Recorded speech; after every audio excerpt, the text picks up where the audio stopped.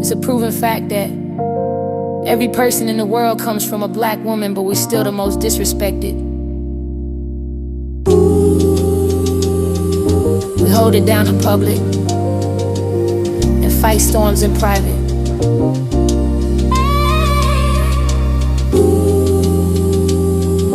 This one's for the missing, the silenced, and the sisters and sons we still speaking for.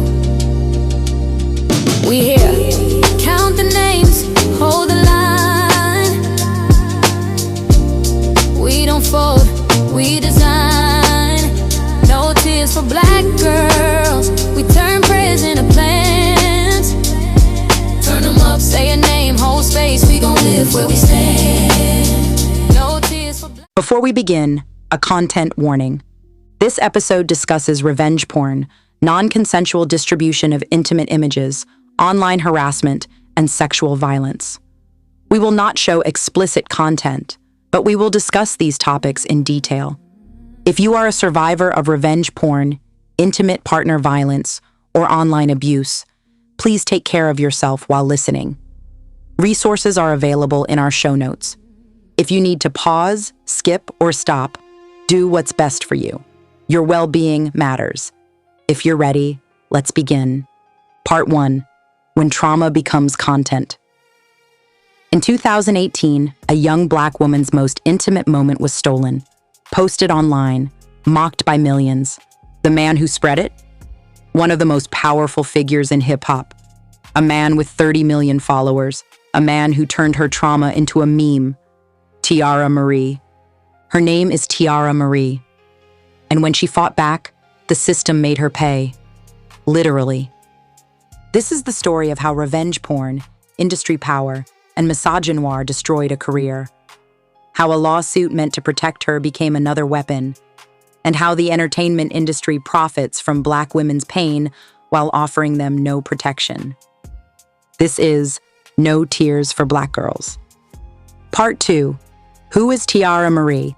Before the scandal, before the memes, before 50 Cent made her a punchline, Teairra Marí was a rising star.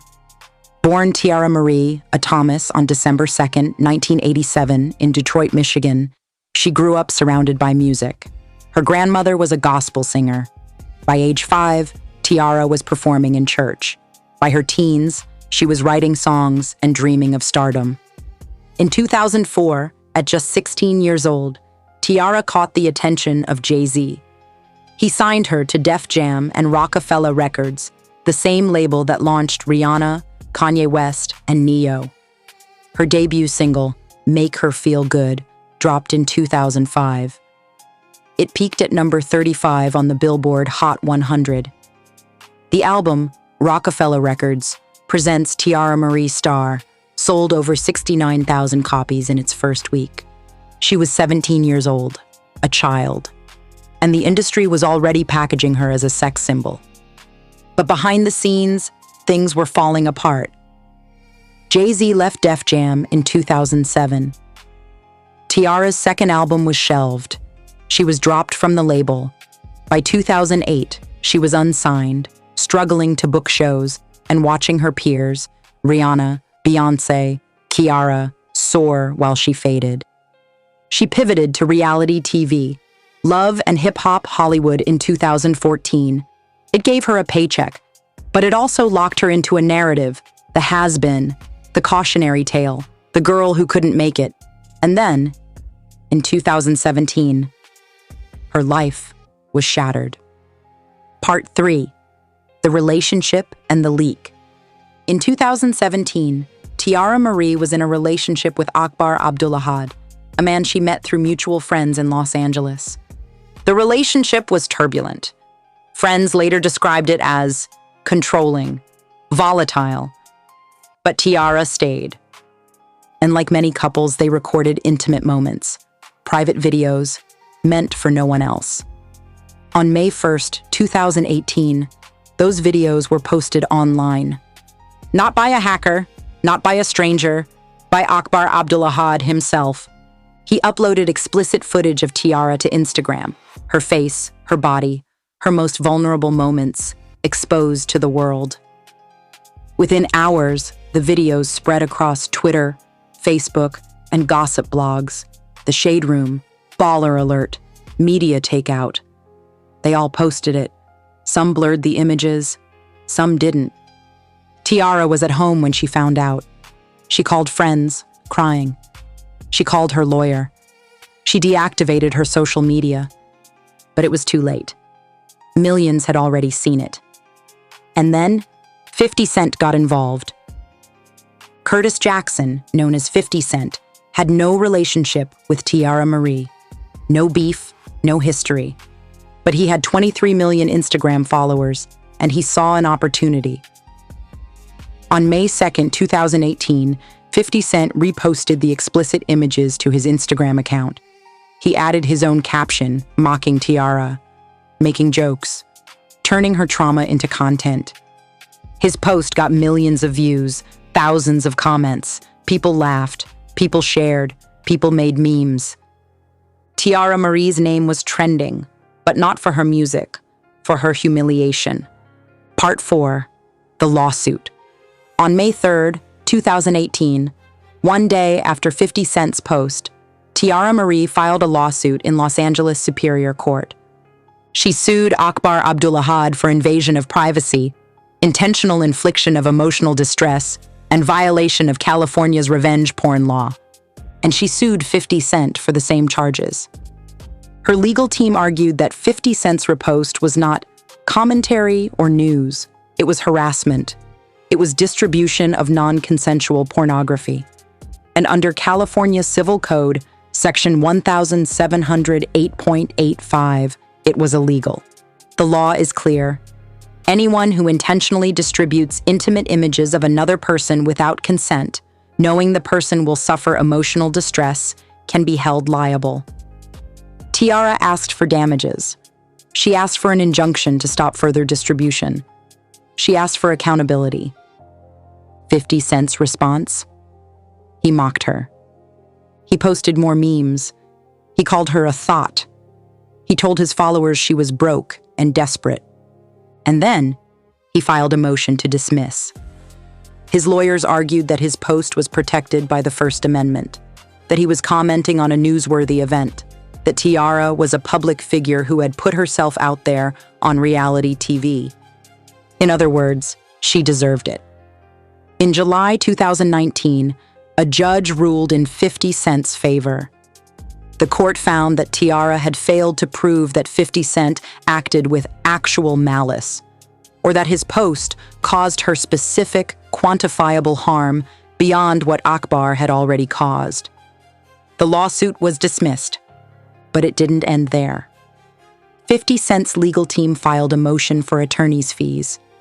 They argued that Teairra's lawsuit was frivolous, that she had wasted the court's time. The judge agreed. Teairra Marí was ordered to pay 50 Cent $30,618.24 in legal fees. She didn't have it. She was already in debt, already struggling. So 50 Cent's lawyers filed for wage garnishment. They went after her love and hip-hop paychecks, her appearance fees, anything she earned. And 50 Cent? He posted about it. He bragged. He turned her financial ruin into content. As of 2025, Teairra Marí has not paid the full amount. The debt remains. Part 5. The systemic issue, revenge porn and black women. Teairra Marí's case is not unique. According to the Cyber Civil Rights Initiative, 1 in 12 adults in the United States has been threatened with or victimized by non-consensual pornography, commonly called revenge porn. For women, the rate is higher. For women of color, it's even worse. A 2016 study by Data and Society found that Black women and Latina women are disproportionately targeted by online harassment, including revenge porn, doxing, and cyberstalking. And for Black women in entertainment, the numbers are staggering. Why? Because the industry has always treated Black women's bodies as public property. From slavery to segregation to the present day, Black women have been hypersexualized, dehumanized, and denied autonomy over their own images. In hip-hop and R&B, this takes specific forms. Video vixens are paid to be objectified, then shamed when they speak out. Female artists are pressured to be sexy to sell records, then called thoughts when intimate images leak. Reality TV stars are edited into villains, their trauma turned into ratings. And when revenge porn happens, the industry profits. Gossip blogs get clicks, social media platforms get engagement, record labels distance themselves, and the woman? She's left to rebuild alone. Let's be clear, revenge porn is not about sex. It's about power. It's about punishing women for leaving, for saying no, for having autonomy. And when a man with 30 million followers amplifies that punishment, it's not commentary, it's violence. California passed its revenge porn law in 2013. As of 2025, 48 states have similar laws. But enforcement is inconsistent. Penalties are weak.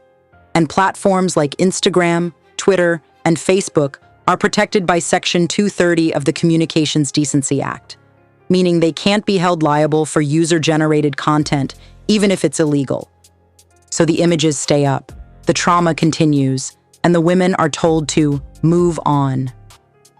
Part 6. Parallel cases, a pattern of abuse. Teairra Marí is not alone. In 2020, Megan Thee Stallion was shot by Tory Lanez. When she spoke out, she was mocked, called a liar, turned into a meme. 50 Cent posted about that too. He sided with Tory. He made jokes. In 2016, Cassie Ventura was allegedly abused by Sean Diddy Combs for years. She signed an NDA. She stayed silent. In 2023, she filed a lawsuit. Within 24 hours, Diddy settled. The terms are confidential, but the abuse, documented, on video, and the industry knew. In 2018, Kalani was stalked by a man who broke into her home. She got a restraining order. She spoke about her trauma publicly. The response? Victim blaming. She's doing it for attention. She's lying. In 2017, Blac Chyna's intimate images were leaked by her ex, Rob Kardashian. He posted them on Instagram. He called her names. He tried to destroy her. She sued. She won. But the images are still out there, still searchable, still used against her. This is the pattern. A Black woman is violated. She speaks out. She's punished again, by the abuser, by the public, by the system. And the men, they move on. They keep their careers. They keep their power. Part 7, the industry's complicity. Let's talk about who profits when Black women are humiliated. Gossip blogs, The Shade Room, Baller Alert, Media Takeout. They posted Teairra's images.